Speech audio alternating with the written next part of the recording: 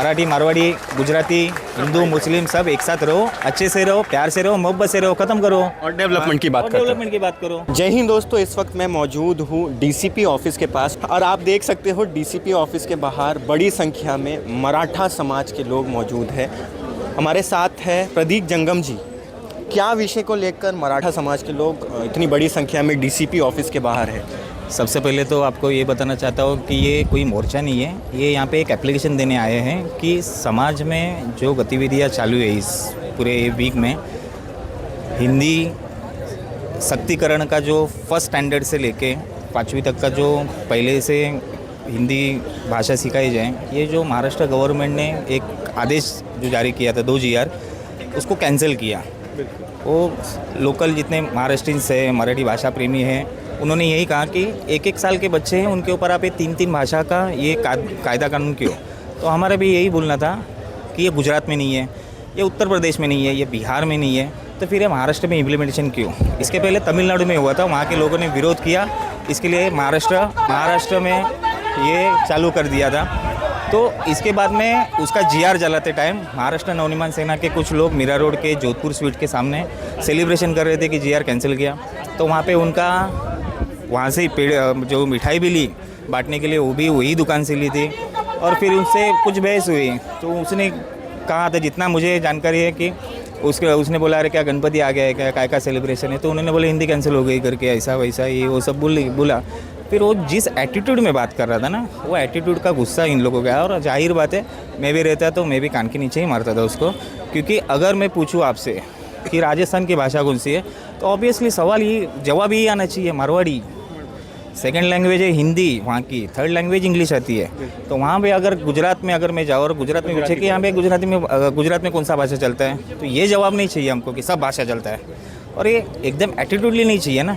आप बोलो ना यहाँ पे पहला गुजराती चलता है। और आपको बता देता हूँ, मैं गुजरात में जाता भी नहीं हूँ, लेकिन मेरी गुजराती इतनी परफेक्ट है, इतनी प्योर है कि मुझे समझते हैं कि मैं महसाना वाला हूँ करके। मेरा जो टोन है गुजराती भाषा बोलने का, तो मुझे समझते हैं कि मैं गुजरात का। तो मेरा यही बोलना है कि ये फिजूल के मुद्दे हैं ना, इसके लिए आप आंदोलन मत करो। उसको 1 कान के नीचे मारा, 4 कान के नीचे मारे या 8, अभी बोलता है वो 8 मारे कान के नीचे।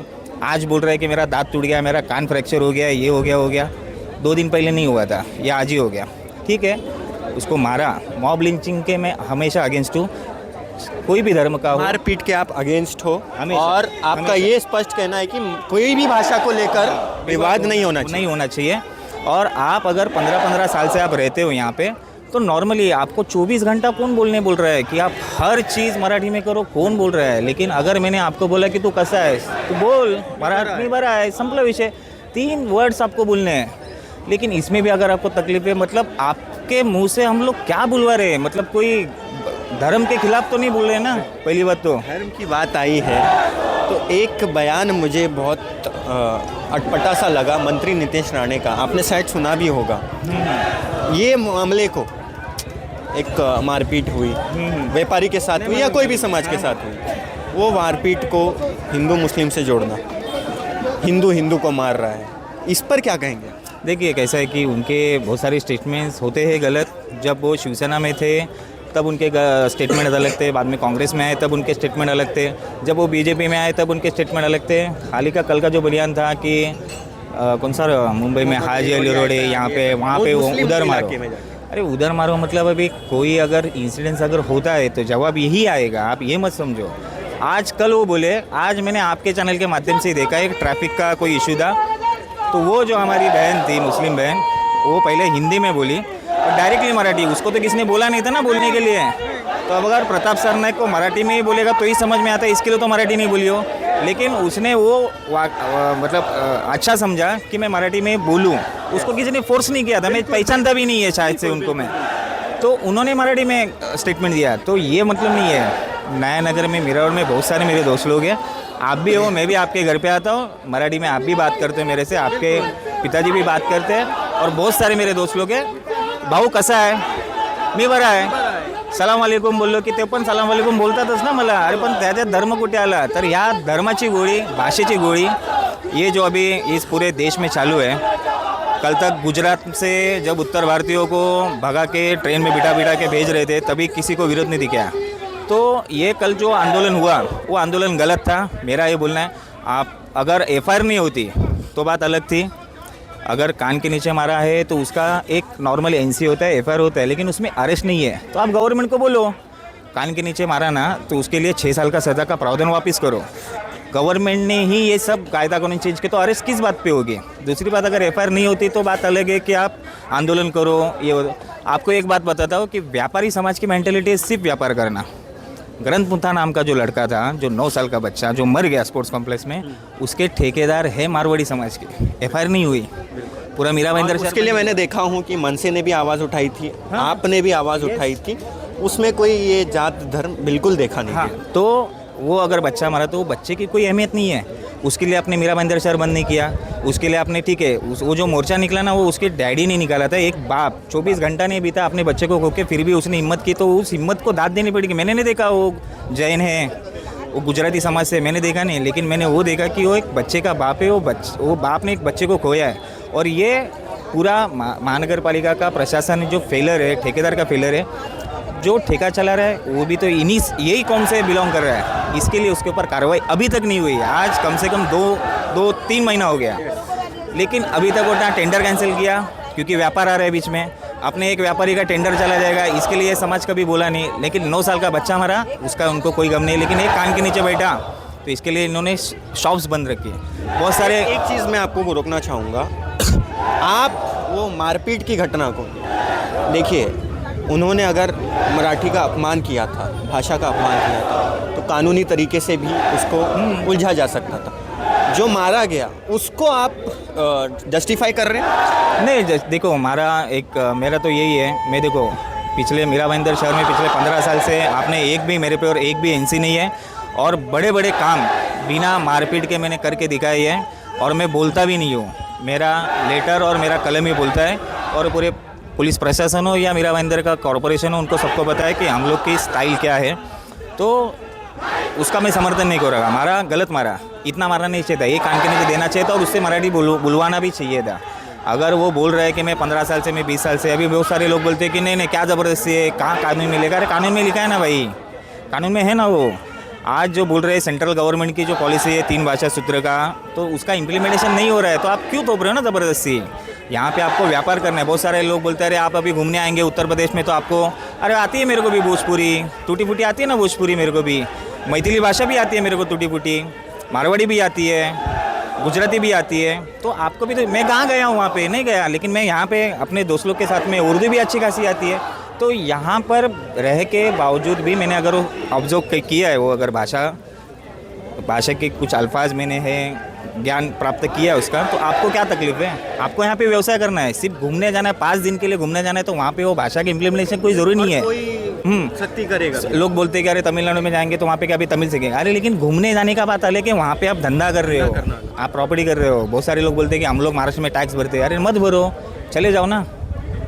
आज जिस हिसाब से बोल रहे हैं कि दुकान बंद करेंगे, फिर मराठी लोगों का ऐसा होगा वैसा होगा। भाई कोविड में तो आप लोग छोड़ के गए थे, राजस्थान भागे थे, यूपी भागे थे, बिहार भागे थे, हम लोग तो इधर ही थे, तभी तो सब शॉप्स बंद ही थे ना।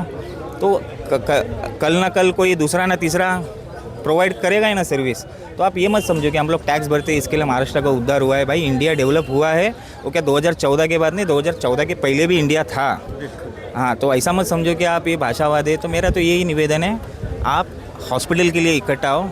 रोड पे हालत देख रहे हो आज नवगर गांव का, जो आंदोलन के लिए हमेशा की हालत देखो, आरटीए के लिए एडमिशन नहीं मिलता है, कितने मुद्दे हैं, बहुत सारे मुद्दे, लेकिन उसके लिए कोई भी समाज आता नहीं। हमें रास्ते पर अकेले बैठना पड़ता है। ये स्पोर्ट्स कॉम्प्लेक्स के लिए भी हम लोग को आंदोलन करना पड़ता है। देखिए, मैंने शायद आपने देखा है कि नहीं मालूम, लेकिन मैंने कभी भी आरटीई के लिए इतना बड़ा आंदोलन नहीं देखा। आरटीई के तहत एडमिशन नहीं मिलता है बच्चों को, उसके लिए मैंने आंदोलन नहीं देखा। प्राइवेट हॉस्पिटल बेहतर हो, उसके लिए मैंने इतना बड़ा आंदोलन नहीं देखा। जैसे आपने कहा कि आप बैठते हैं, भूख हड़ताल पे बैठ जाते हैं आप कभी, तो उसको इतना बड़ा समर्थन मैंने नहीं देखा।